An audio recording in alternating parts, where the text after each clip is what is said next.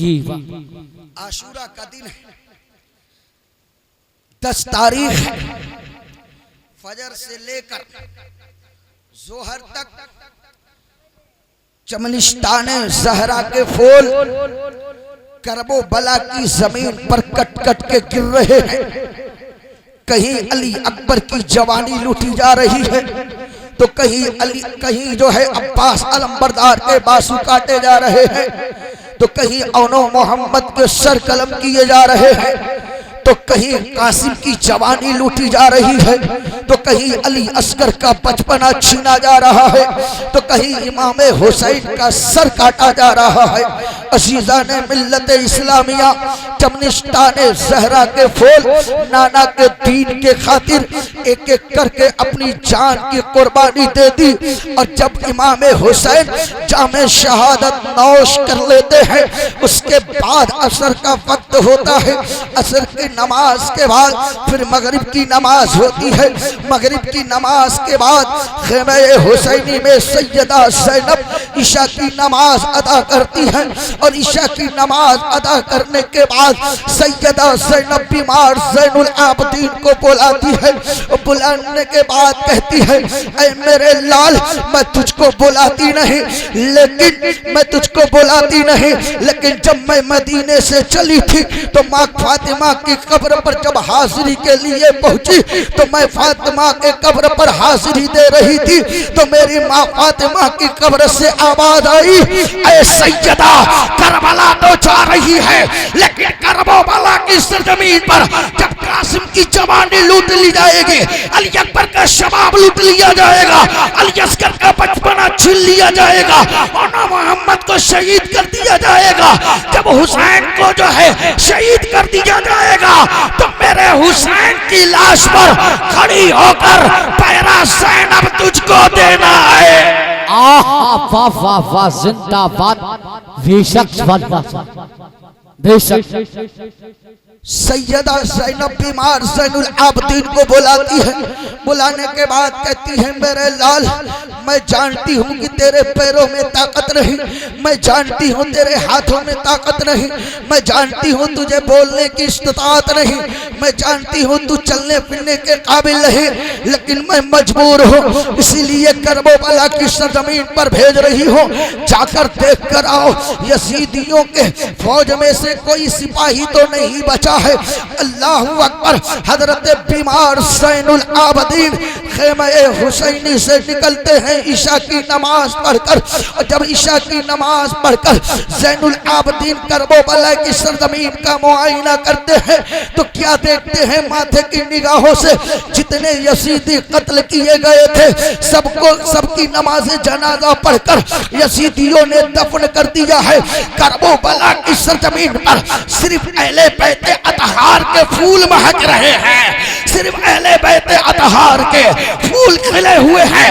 हजरत ज़ैनुल आबदीन खेमे हुसैनी में आते हैं, सैयदा फातिमा की बारगाह में, सैयदा ज़ैनब की बारगाह में हाथ जोड़कर खड़े हो जाते हैं और अर्ज करते हैं, फूफी जान, अब करबला की सरजमीन पर कोई यजीदी नहीं है, करबला की सरजमीन पर न शिमर है, न इब्ने ज़ियाद है, न इब्ने साद है, कोई नहीं है, सारे के सारे चले गए हैं।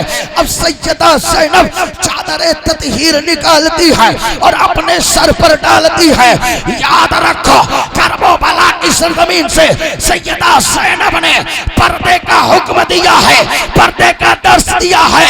ऐ नाना जान के मुक़द्दस उम्मतियों सुनो, ऐ नाना जान के कलमा पढ़ने वालों सुनो, अगर तुम्हारा घर मातम कदा क्यों ना बन जाए, लेकिन सर से दुपट्टा सरकने मत देना। आहा, वाह वाह, जिंदाबाद, बेशक वाला, बेशक, जिंदाबाद। सैयदा ज़ैनब चादर ततहीर सर पर डालती है और डालने के बाद करबला की सरजमीन पर आती है। सबसे पहले अली असगर की लाश के पास जाती है, गौर व फिक्र से देखती है, फिर अली अकबर की लाश के पास जाती है, गौर व फिक्र से देखती है, कासिम की लाश के पास जाती है, कासिम की लाश के पास जाती है, फिर इमाम हुसैन की लाश के पास जाती है, और जाने के बाद सैयदा ज़ैनब ज़ैनब इमाम हुसैन के सर के पास बैठकर इमाम हुसैन के सर से धूल और मिट्टी साफ कर रही है। सैयदा फरमाती है इतने में एक नौजवान निकाबपोश घोड़े पर सवार होकर मेरे करीब आता चला गया।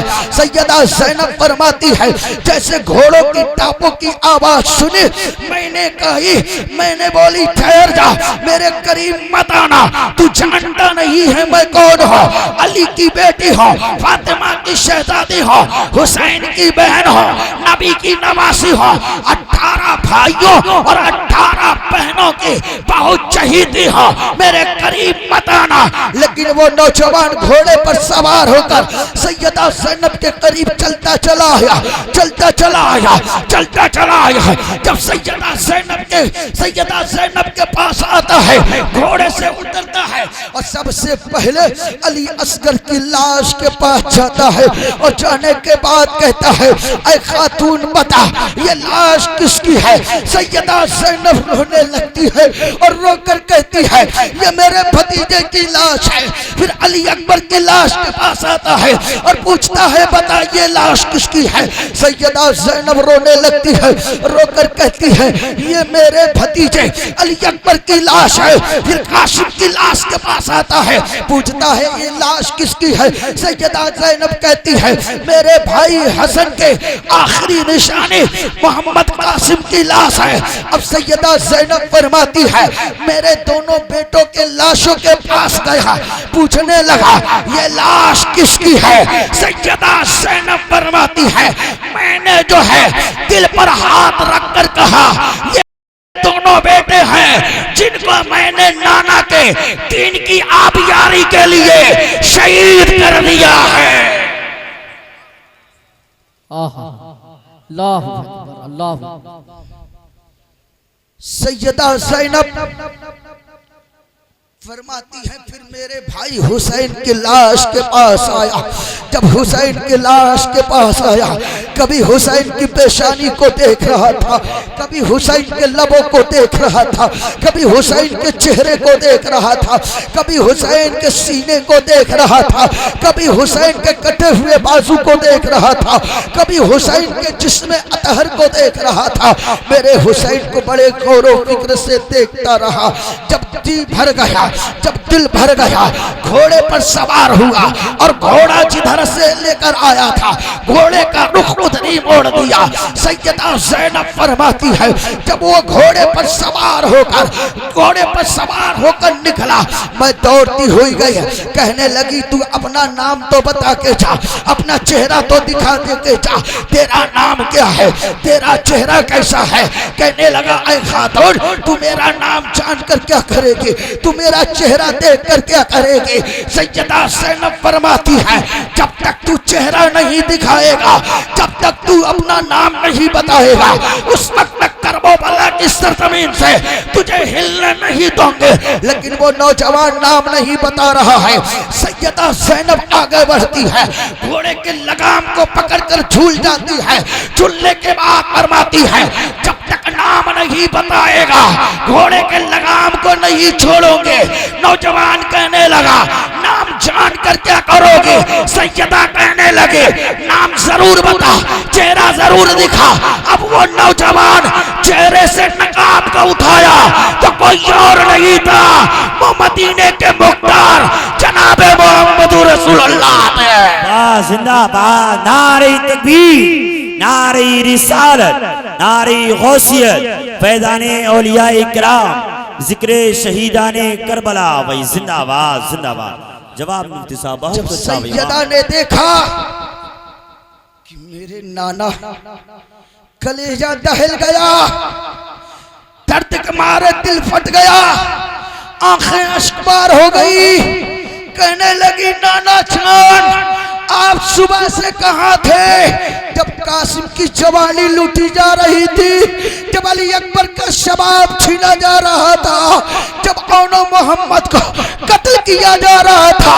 और नाना जान उस वक्त कहाँ थे जब अली अकबर के के शबाब को लूटा जा रहा था, तो मेरे नबी फरमाते हैं ऐ सैयद ऐ सैयदा, मैं सुबह से यहाँ खड़ा हूँ और सिर्फ मैं ही नहीं, तेरी माँ फातिमा भी है, तेरा बाप अली भी है, तेरा भाई हसन भी है। भाई जिंदाबाद जिंदाबाद, जवाब नहीं मुफ्ती साहब, वाह वाह जिंदाबाद, बहुत अच्छा भाई, वाह सुभान अल्लाह, जिंदाबाद, बहुत अच्छा बोल रहे हैं मुफ्ती साहब, जिंदाबाद जिंदाबाद।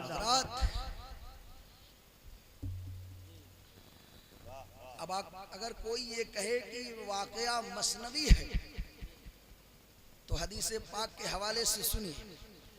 तिरमिज़ी शरीफ जिल्द सानी में यह हदीस पाक मौजूद है, मफहूम समाअत करें।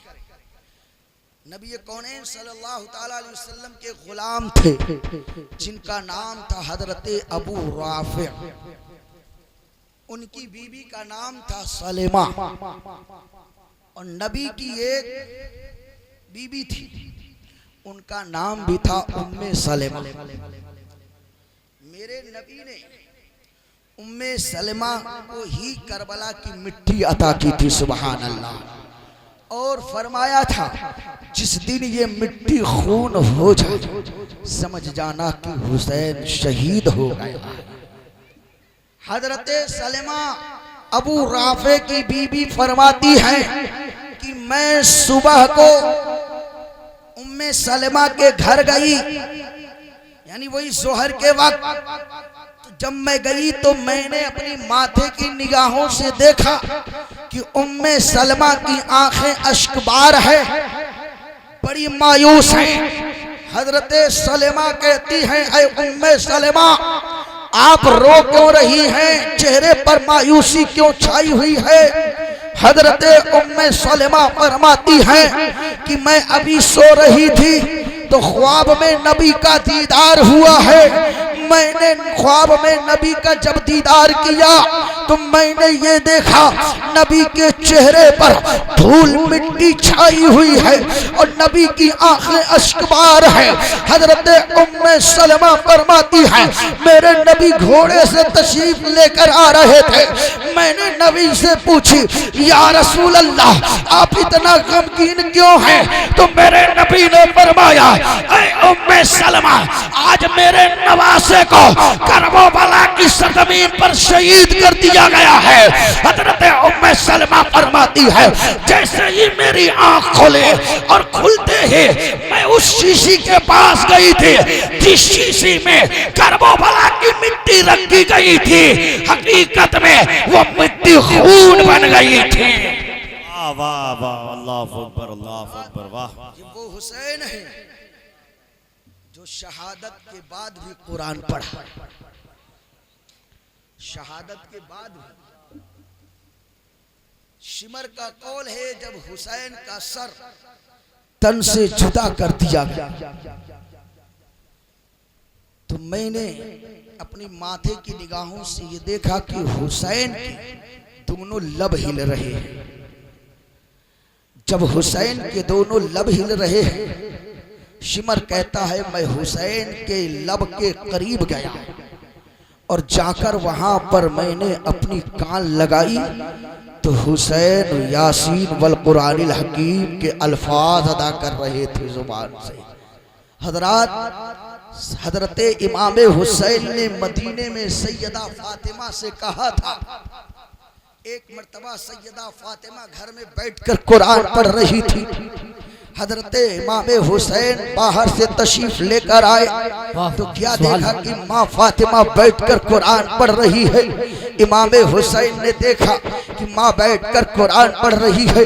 हजरत इमाम हुसैन ने अर्ज की अम्मी जान मैं जब भी देखता हूँ आपको कुरान पढ़ते हुए देखता हूँ। सैयदा फातिमा कहने लगी ऐ मेरे बेटे सुन, जब मैं अपने बाबा यानी मोहम्मद रसूलुल्लाह के घर थी जब भी कुरान पढ़ती थी। जब अपने बाबा के घर से रुखसत होकर तेरे बाबा अली के घर आई, जब से मैं कुरान पढ़ती हूँ, ऐ हुसैन सुन, मैं उठती हूँ तो कुरान पढ़ती हूँ, बैठती हूँ तो कुरान पढ़ती हूँ, खाना बनाती हूँ तो कुरान पढ़ती हूँ, आटा गूंदती हूँ तो कुरान पढ़ती हूँ, नमाज से पहले कुरान पढ़ती हूँ, नमाज के बाद कुरान पढ़ती हूँ। हुसैन कहने लगे अम्मी जान आप कुरान हर वक्त पढ़ती है, लेकिन आपके पढ़ने में और मेरे पढ़ने में बहुत बड़ा फर्क है। सैयदा कहने लगी लाल ये कैसी बात कर रहा है, तेरे पढ़ने में और मेरे पढ़ने में फर्क कैसा है। इमाम हुसैन ने कहा ऐ अम्मी जान तेरे कुरान पढ़ने में मेरे कुरान पढ़ने में जमीन और आसमान का फर्क है।